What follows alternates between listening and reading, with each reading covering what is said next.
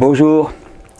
Pendant que j'étais en vacances, pendant mes 3 semaines, j'ai reçu beaucoup de mails assez inquiets lors de la sortie d'une étude qui tendait à montrer que le hasard était la cause principale du cancer.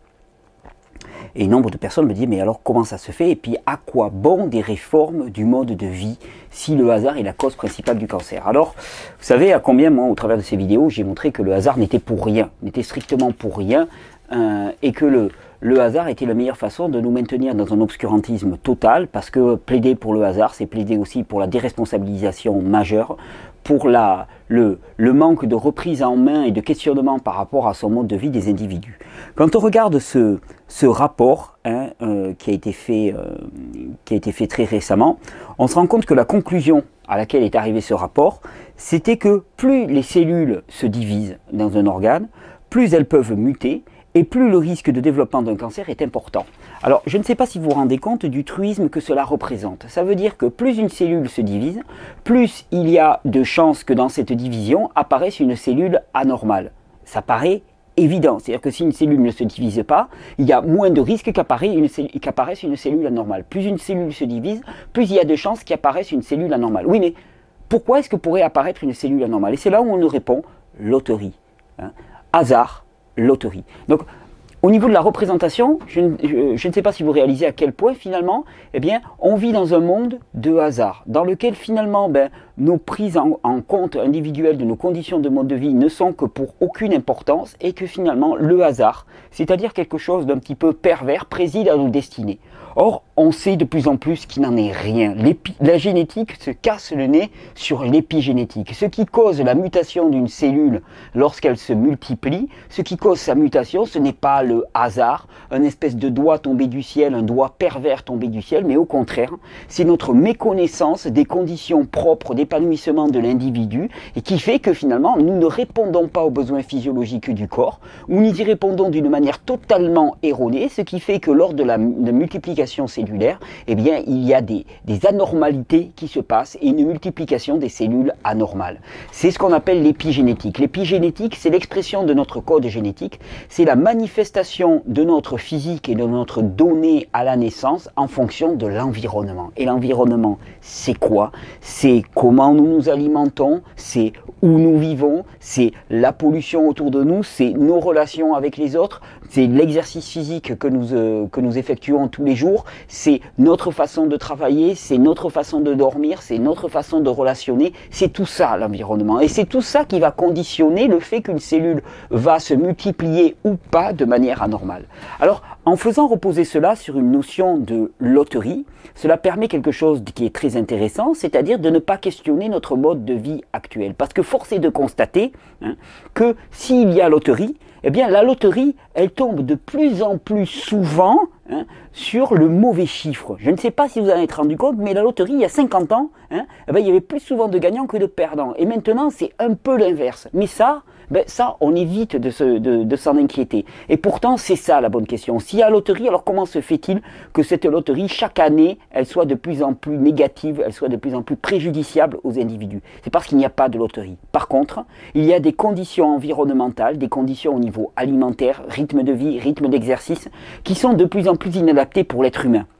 Et là où il y a hasard et perversion, je désire montrer avec ces vidéos qu'il y a au contraire méconnaissance des besoins spécifiques de l'individu. Quand on alimente un individu avec des produits qui sont fortement inflammatoires, qui sont acidifiants pour le corps en permanence, qui créent un état d'urgence, d'inflammation, et quand en plus les éléments anti-inflammatoires du corps sont empêchés dans leur fonctionnement, par exemple le cholestérol anti-inflammatoire numéro 1 de l'organisme, qui est empêché d'être produit par le foie à cause des statines que l'on ingurgite, eh bien à ce moment-là, il se retrouve un état inflammatoire global du corps, un état d'acidification globale du corps, et quand un organisme est acidifié, la multiplication cellulaire ne se fait plus de manière adéquate, elle se fait de manière aberrante.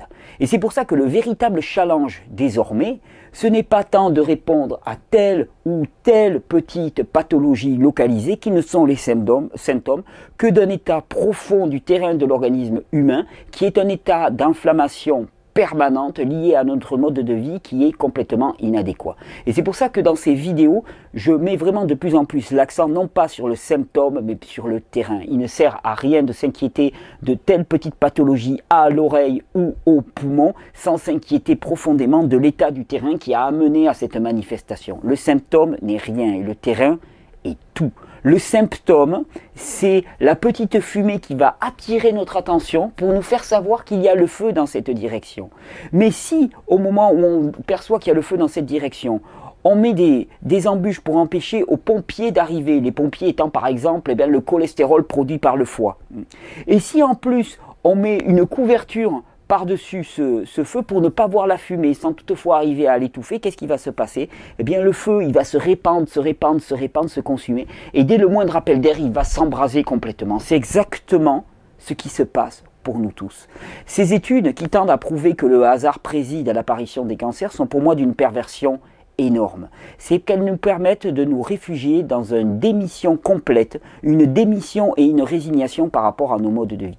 Or, ces vidéos sont là pour affirmer que non, l'état normal de l'humain n'est pas un état de souffrance. Non, l'état normal de l'humain n'est pas un état de dépression. Non, l'état normal de l'humain n'est pas un état de désespérance par rapport à l'avenir, de négativité. L'état normal de l'humain est un état de joie, de plénitude physique, psychologique et émotionnelle. C'est un état dans lequel on est heureux d'entreprendre. C'est un état dans lequel on est heureux d'aller de l'avant.